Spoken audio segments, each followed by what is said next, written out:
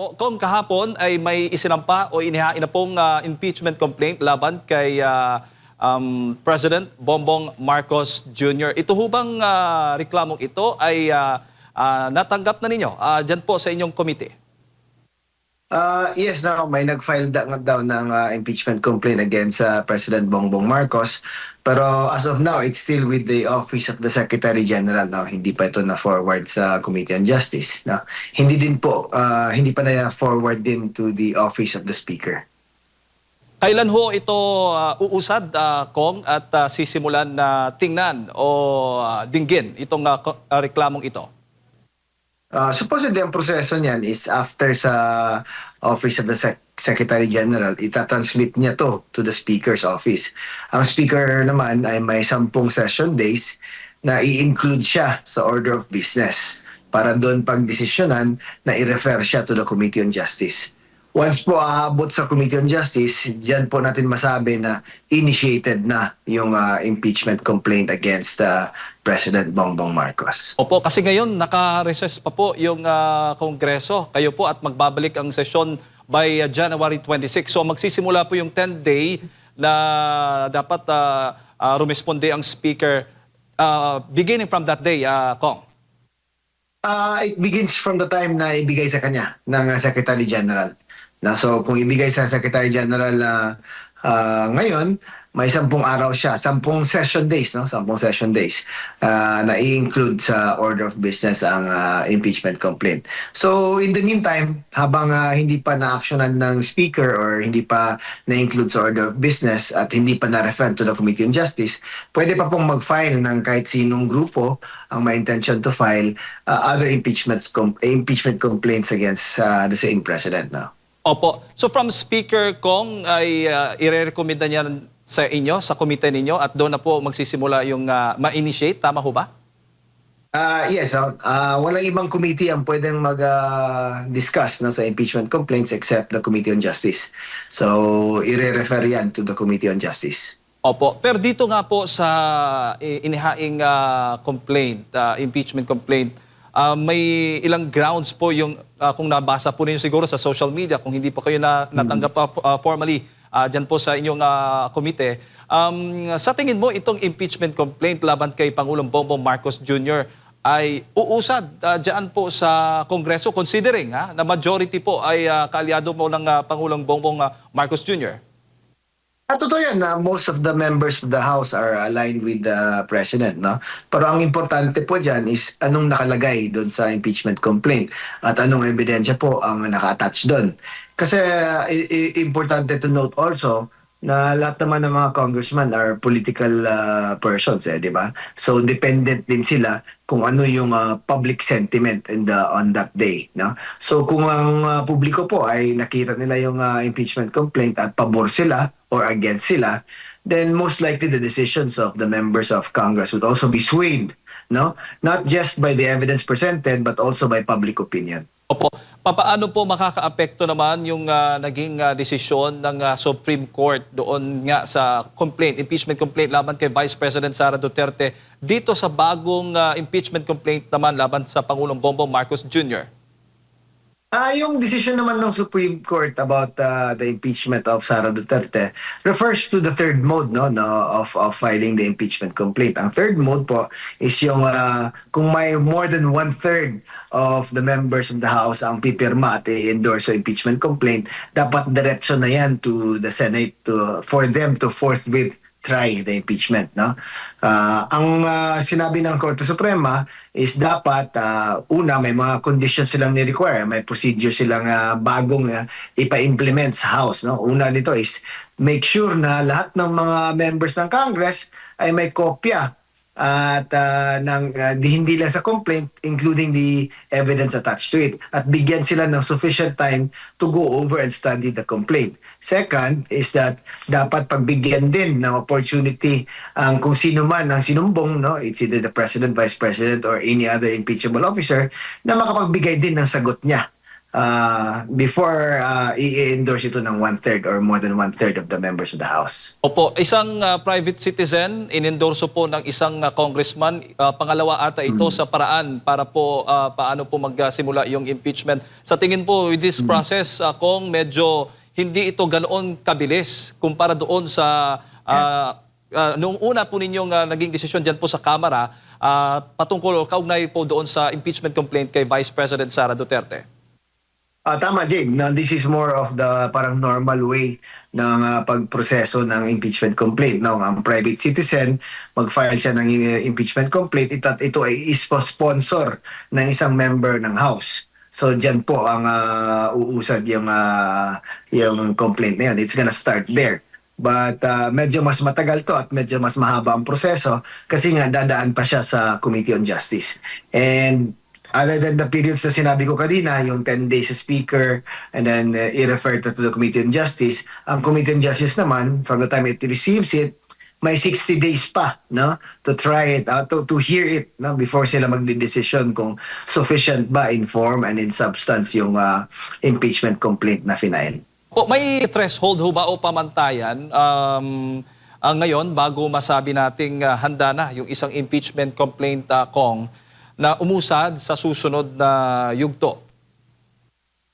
Wala namang hard and fast rule, no? Ang sinabi lang is dapat sufficient in form. Sufficient in form siya, meaning tama yung forma niya, verified siya, no? Second, ang sufficient in substance is meaning sinabi nila clearly kung ano yung impeachable offense na kinumit ng inakusan, no? Or the impeachable officer. Second is that it must also be accompanied by clear and convincing evidence na ang ginawa niya ay impeachable offense nga. Opo. At yung pagkakaiba nito, kumpara doon, Kong, ay nakikita po ninyo, kasi sinasabi po kasi ni Congressman Puno, sabi po niya, ay mas judicial na ngayon ang impeachment kaysa political. Kayo ba ay sumasang-ayon po dito sa kanyang naging pahayag? Yes, it's both judicial, legal, or and political eh. Kasi alam mo naman, lahat ng mga members ng Congress are all political persons, eh, 'di ba? So dependent din sila sa political leanings nila or alignments nila. And at the same time, yun nga ang sinasabi ko, public sentiment plays a big role, no, on how politicians decide. Opo. Papaano po yan, Kong, kung marami pong may isa pang complaint? Kasi nga napapabalitang may isa pang impeachment complaint na ihahain laban kay Pangulong Bongbong Marcos Jr. So hanggat hindi pa niyo, wala pang deemed initiated kahit alin po doon sa mga complaint na yon, ay tumatanggap pa kayo mga reklamo? Yes, pwede pa, no? Pwede pang mag-file kahit sino diyan ang may planong mag-file ng complaint. Kasi sabi nga nila na itong unang complaint daw is not so well-worded daw, na parang designed daw para maging bar to further impeachment complaints against the president. Pero may panahon pa naman na sa mga ibang grupo na gustong mag-file ng mas siguro, mas seryosong impeachment complaint ba, or mas well-written ba, mas backed up by more evidence ba, pwede pa mag-file, para makonsider din ng Kongreso. Opo, at siyempre, ang tanong na din ng ating mga kababayan, paano daw matitiyak, no, ng Committee on Justice na objective po yung inyong particular po ng Kamara, na magiging objective at hindi po pressure-driven. Itong inyo pong pagdidesisyon o pag-aaral dyan po sa impeachment complaint na inihain po dyan sa Kamara. Well, we have to presume na every congressman that will be a member of the House Committee on Justice will act based on law and of course also of their conscience. No? Yan ang dapat presumption natin. So, as long as wala namang outside pressures na gagawin para for them to vote one way or another, dapat ang i-presume natin is that they will be doing it in accordance with law and in accordance with also their conscience. Opo. Kung si Partner Admar po, para po sa mga karagdagang katanungan po sa inyo. Opo, maayong buntag po, Congressman. Meron pong pahayag na si Speaker Bogie D. ukol nga po dito sa impeachment at nabanggit nga niya na walang basihan. No, ngayon, ang mga nagmamasid na taong bayan natin, dahil nga nabanggit ito ng mismong leader, paano makatitiyak na magiging independent talaga ang Kamara sa paghimay dito po sa usaping impeachment laban po sa Pangulo?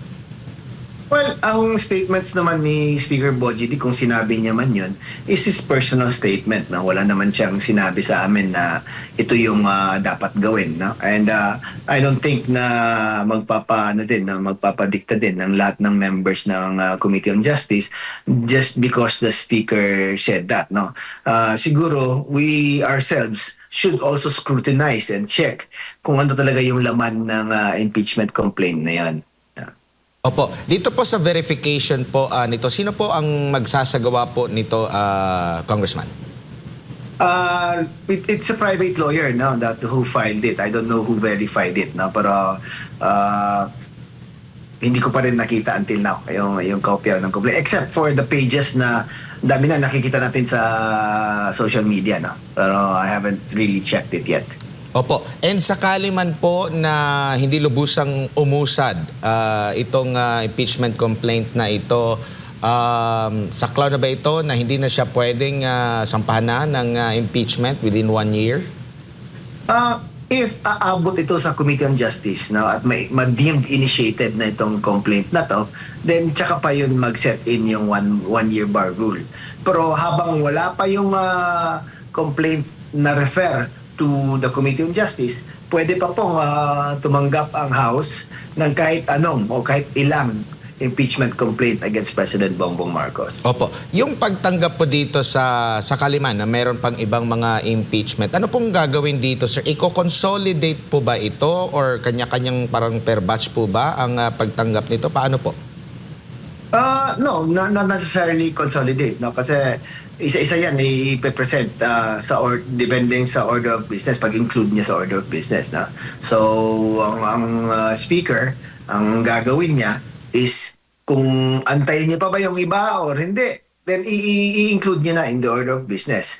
Now, kung anong una ang ma-actionan, anong unang ma-aprobahan ng plenaryo na ipapadala to the Committee on Justice, yun yung complaint na a-actionan ng Committee on Justice. At kung yun ang actionan ng Committee on Justice, yun po ang magbabar from any other complaints to be considered by the House of Representatives. Opo. Hindi po ba magiging sentro din po ng debate? Halimbawa, marami pong mga nagsampa ng impeachment tapos pipili lang ang speaker doon saan yung pauusarin.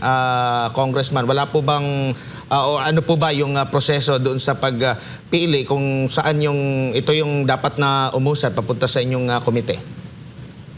Actually, no, walang discretion ng speaker kung ano yung ipapausad. Ang role niya lang is to include it in the order of business. Walang sinabi na on his level, pipiliin niya na kung anong i-include niya in the order of business. Wala siyang discretion na gano'n. Walang kapangyarihan ng speaker to choose what will proceed and what will not proceed. No?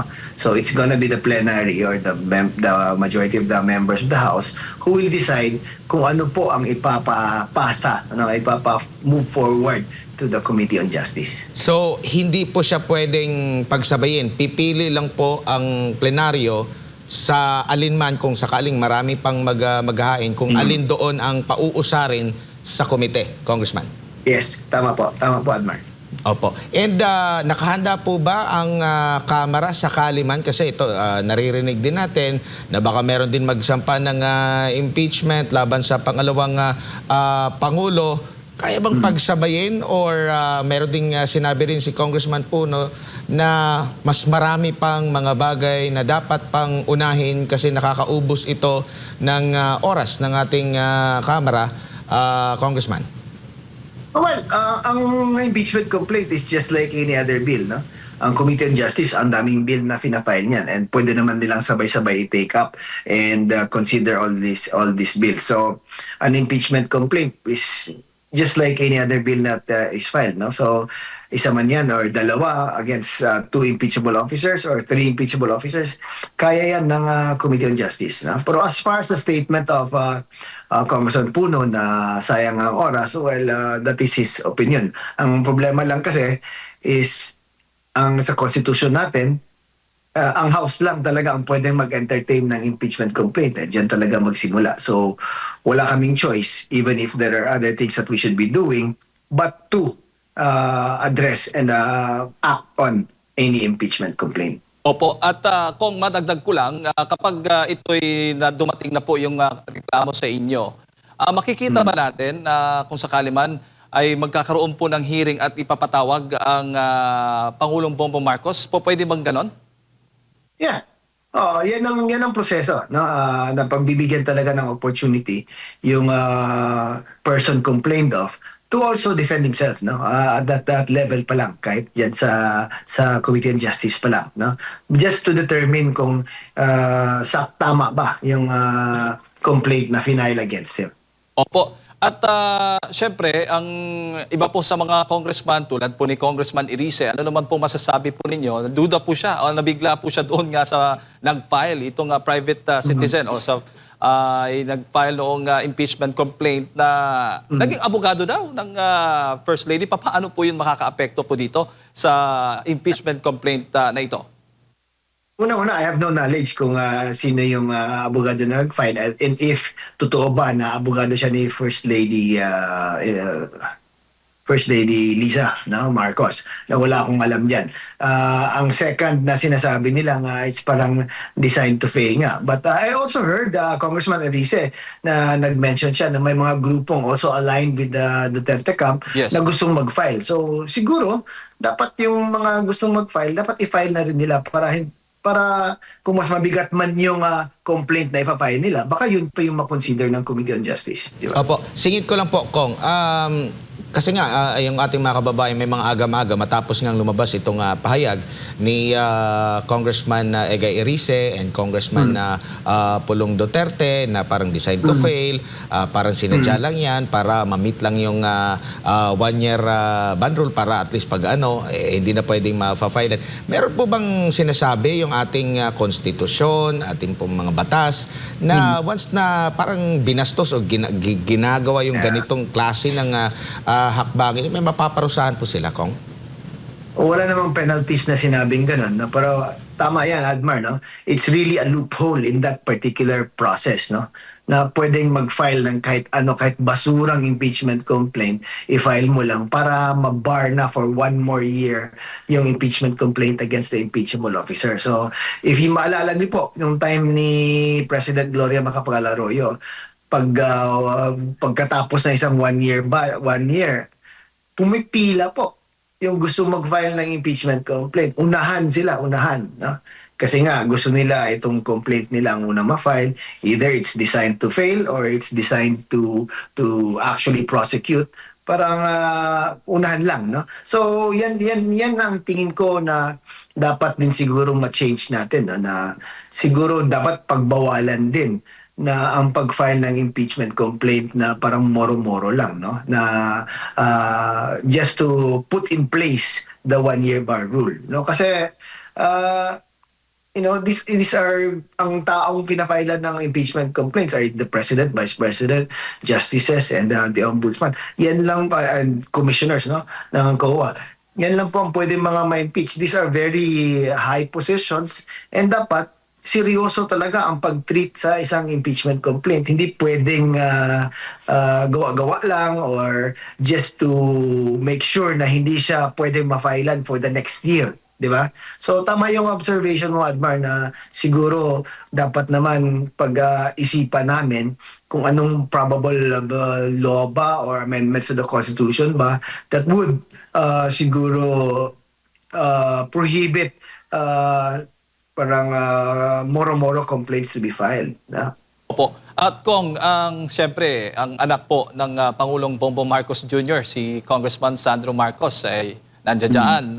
Paano po yan? Hindi ho ba kakaapekto po yan, may impluwensyahan ang magiging desisyon po ninyo, ng komite po ninyo para po desisyonan itong pag-aralan itong reklamong isinampa laban sa Pangulong Bongbong Marcos Jr.?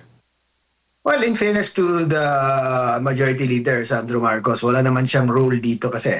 No? Even if he is the majority leader, hindi naman siya ang magde-decide kung i-refer ba to the Justice Committee because under the law, dapat i-refer to the Justice Committee. There's no other committee talaga na pwedeng pagpasahan sa impeachment complaint na yan. So that discretion does not lie or does not rest with the majority leader. Now, tama nga no, na siya ang majority leader at ang tatay niya, si President Bongbong Marcos, ang inakusahan, ang impeached, being the person being impeached here.